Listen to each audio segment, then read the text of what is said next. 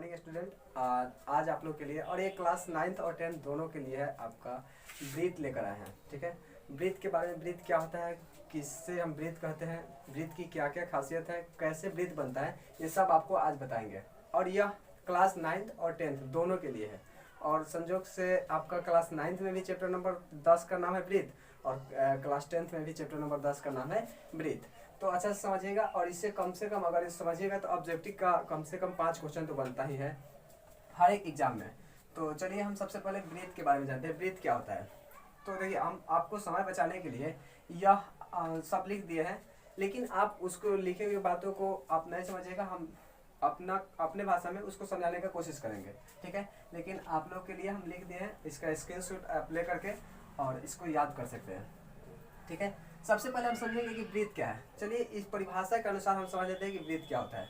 तो ब्रीथ एक तल पर, तल मतलब अगर आप बोर्ड पर बना रहे हैं तो बोर्ड आपका तल हो जाएगा, कॉपी पर बना रहे हैं तो कॉपी आपका तल हो जाएगा, भूमि पर बना रहे हैं तो भूमि आपका तल हो जाएगा। तो हम बोर्ड पर बनाए हुए तो बोर्ड, ये हमारा पूरा बोर्ड क्या है, तल है। ठीक है, तो एक तल पर उन सभी बिंदुओं का समूह जो तल के एक स्थिर बिंदु से एक स्थिर दूरी पर स्थित हो, एक ब्रीथ कहलाता है। चलिए समझिएगा, यह हमारा एक पूरा ये तल है, बोर्ड हमारा तल है कि एक बिंदु, मान लीजिए हम इस पर बात समझा रहे हैं, एक बिंदु है ये वाला बिंदु। ठीक है, इस बिंदु से देखिए ये सारा बिंदुओं का समूह जो है, बहुत सारे बिंदुओं का समूह, और ये कैसा बिंदु, तो यह बिंदु से सब समान दूरी पर होना चाहिए। ये जो बिंदु है हमारा, ये देखिए हम बहुत सारा बिंदु बना दिया इस पर, क्योंकि ब्रीथ पर बहुत सारे बिंदु होते हैं। ठीक है, तो ये सारे बिंदु जो होता है ना, इस बिंदु से समान डिस्टेंस पर होगा। ठीक है, और ये सारे बिंदुओं के समूह को एक साथ मिला दिया जाता है, तब आपका बनता है ब्रीथ। ठीक है, तो हम समझ गए थे कि देखिए ब्रीथ क्या होता है, तो एक निश्चित बिंदु से समान दूरी पर, मतलब ये दूरी सबका सेम होना चाहिए, समान दूरी पर बहुत सारे बिंदुओं के समूह को, समूह मतलब एक साथ बहुत सारे बिंदु आएंगे, और ये सारा बिंदु, चाहे इसका इस बिंदु से इसका दूरी माप लीजिए, इसका नाप लीजिए, मतलब कोई भी बिंदु का आप दूरी माप लीजिए और ये सारे को एक साथ मिला दिया जाता है, तब जाकर के ये बनता है ब्रीथ। देखिए ब्रीथ आप कल्पना, आप कभी भी कहीं भी पढ़े होंगे, या मतलब कोई भी बताया होगा, तो क्या बताता है कि ये वाला आप ये जो बना ना, गोल कर दिए तो ये ब्रीथ हो गया। लेकिन समस्या कहाँ आ जाता है, तो समस्या आपका आ जाता है कि आप समझ जाते हैं कि पूरा का पूरा ब्रीथ है, क्योंकि ऐसा बात नहीं है, ये कि पूरा का पूरा ब्रीथ नहीं है। देखिए हम आपको समझाने के लिए एक प्रैक्टिकल किया है। ठीक है, ये आपको अगर दिख रहा होगा तो थोड़ा सा देखने का कोशिश कीजिएगा इसको। ये पतला सा है, ये जो लाइनिंग है ना ये वाला, ये सिर्फ आपका ब्रीथ यही है। ठीक है, ये जो गोल किए हैं हम, ये तार से किए हैं, आपको समझाने की कोशिश किए हैं, ब्रीथ सिर्फ यही है। और ये जो भाग होता है, तो देखो ब्रीथ जब हम बना देते हैं तो ब्रीथ 3 भागों में बढ़ता है। एक ब्रीथ किसी भी तल को 3 भागों में बांटता है, एक ब्रीथ किसी भी तल को 3 भागों में बांटता है। जैसे देखिए हम इसको यहाँ रखते हैं तो ये ब्रीथ बन रहा है। ठीक है, तो ये जो गोल हम किया है ना, यही सिर्फ ब्रीथ है और कुछ नहीं। बाकी ये ब्रीथ 3 भागों में बांटेगा। देखिए ये तल को एक भाग ब्रीथ के अंदर, एक भाग ब्रीथ के बाहर, और एक ब्रीथ खुद है। ठीक है, एक खुद ब्रीथ है। तो हम यहाँ समझाने की कोशिश किया। देखिए ब्रीथ के जो अंदर वाला भाग होता है उसको अभ्यंतर भाग कहते हैं, और ब्रीथ के जो बाहर वाला भाग होता है उसे बहिर्भाग कहते हैं। जबकि यह खुद ब्रीथ, ये जो लाइनिंग होता है ये खुद ब्रीथ है। तो आई होप आपको समझ में आ गया है कि ब्रीथ क्या होता है। ब्रीथ क्या होता है, तो ब्रीथ एक बिंदु से समान दूरी पर बिंदुओं के समूह को जब एक साथ मिला दिया जाता है, तब जाकर के ब्रीथ बनता है। तो आपसे अब कोई पूछेगा कि ब्रीथ पर कितने बिंदु होते हैं, तो ब्रीथ पर अनंत बिंदु होते हैं। हम बता सकते हैं कि ब्रीथ पर क्या होता है, अनंत बिंदु होता है, क्योंकि अनंत बिंदुओं के समूह को हम क्या कहते हैं, ब्रीथ कहते हैं। आप देख सकते हैं बहुत सारे बिंदु मिला दिए, और भी पास बिंदु हो सकता है, लेकिन आपको समझाने के लिए हम थोड़ा दूर बिंदु किए हैं। ठीक है, तो हम ब्रीथ समझ गए कि ब्रीथ क्या होता है। उसके बाद हम समझेंगे कि ब्रीथ का केंद्र क्या होता है।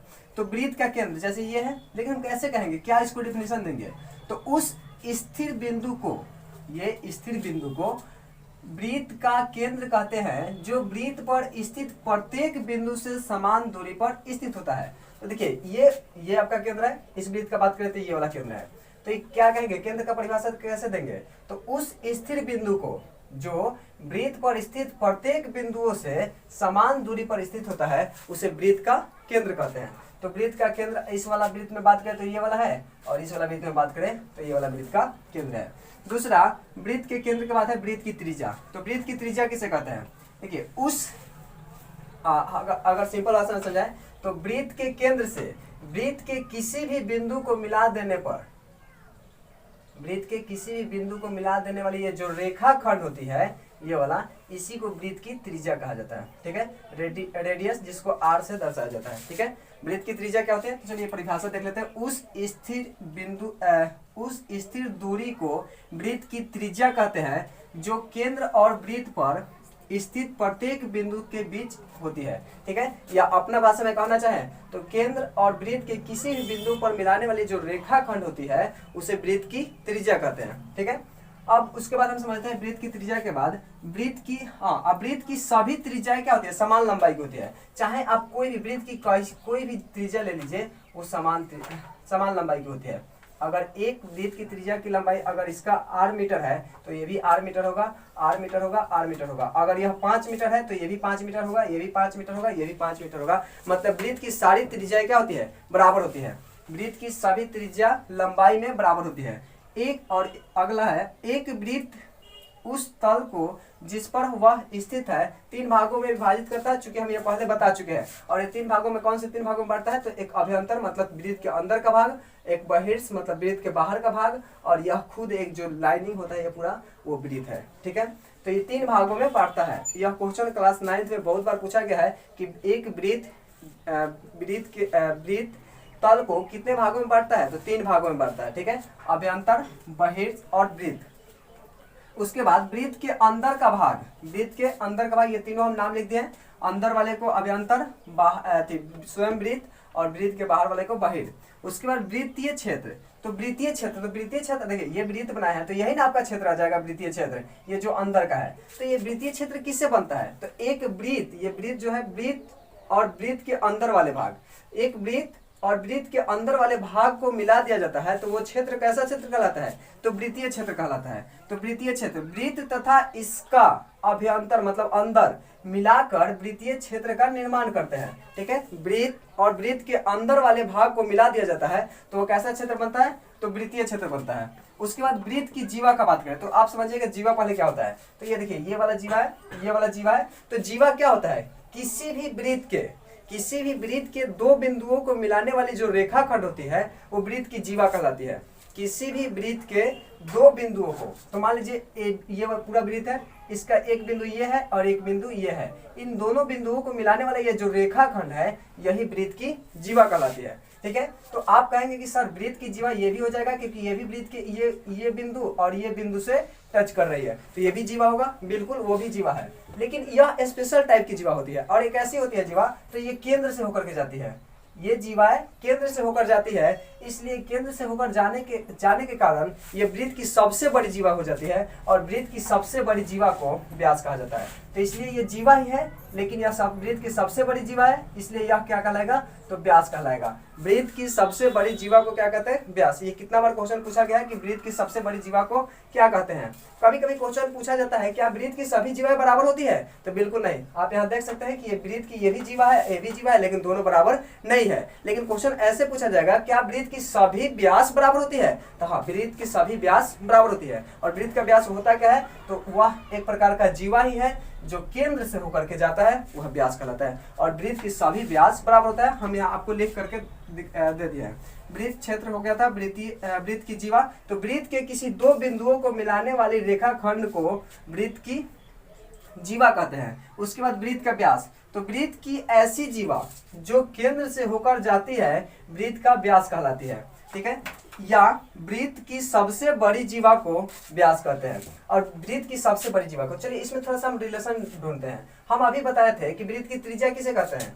तो वृत्त के केंद्र और वृत्त के किसी बिंदु, वृत्त के केंद्र और वृत्त के किसी एक बिंदु को मिलाने वाली जो रेखाखंड होती है वो वृत्त की त्रिज्या कहलाती है। तो आप बताइए यह वृत्त का केंद्र और यह वृत्त के किसी एक बिंदु को मिलाना, आप इधर वाला को छोड़ दीजिए, आप यहाँ को अभी हटा दीजिए, ये इसको हम ढक लेते हैं, तो ये वृत्त का केंद्र है और ये वृत्त का किसी बिंदु है, तो ये भी क्या हो जाएगा, त्रिज्या हो जाएगा। बिल्कुल। अब इसको इधर देखते हैं, तो ये वृत्त का केंद्र है और वृत्त का किसी बिंदु है, तो ये भी क्या हो जाएगा, त्रिज्या। और हम आपको बताया थे कि ये वृत्त का क्या है, व्यास है। इससे हमको क्या देखने को मिलता है कि ये वृत्त का जो व्यास है ये दो त्रिज्याओं को मिलने से बनता है। दो त्रिज्याओं मतलब एक यहाँ से यहाँ तक त्रिज्या और यहाँ से यहाँ तक त्रिज्या, तो ये दो त्रिज्या, व्यास जो होता है त्रिज्या प्लस त्रिज्या, मतलब दो त्रिज्या को जोड़ने पर हमको एक व्यास मिलता है। और व्यास मतलब त्रिज्या प्लस त्रिज्या हो जाएगा 2 गुना त्रिज्या, ठीक है। और इसको व्यास को कहते हैं डायामीटर, त्रिज्या को कहते हैं रेडियस। तो ये d बराबर हो जाता है 2r, या r केवल निकालना हो तो 2 इधर गुना में है, इधर आएगा तो भाग में, तो हो जाएगा r बराबर d/2। यह रिलेशन हमको त्रिज्या और व्यास में मिलता है। मतलब व्यास अगर 4 मीटर है तो त्रिज्या 2 मीटर होगा, व्यास अगर 10 मीटर है तो त्रिज्या 5 मीटर होगा, उसका आधा होता है। व्यास का आधा होता है त्रिज्या, या इसके विपरीत कहें तो त्रिज्या व्यास जो होता है त्रिज्या का दुगना होता है, ठीक है। उसके बाद वृत्त की सभी व्यास समान लंबाई का होता है। वृत्त का सभी व्यास क्या होता है, समान लंबाई का, लेकिन वृत्त की सभी जीवा बराबर नहीं होती है। हाँ, वृत्त का सभी व्यास बराबर होते हैं, वृत्त की सभी त्रिज्याएं बराबर होती है, ठीक है। उसके बाद हम लास्ट आपका टॉपिक लिखे हैं वृत्त का चाप। वृत्त का चाप किसे कहते हैं, तो थोड़ा सा ध्यान से देखिएगा, और इसको लिखने का भी तरीका बहुत अंतर होता है।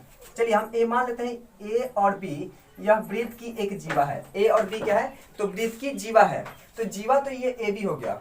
अब चाप कौन होता है, तो यहां से देखिए ये चाप, ये जो हो जाएगा ना आपका, यहां से ये लंबाई, ये आपका चाप हो जाएगा। तो ये क्या देख रहे हैं, क्योंकि ये पूरा जो लंबाई था, ये पूरा ये क्या था, एक वृत्त था, ठीक है।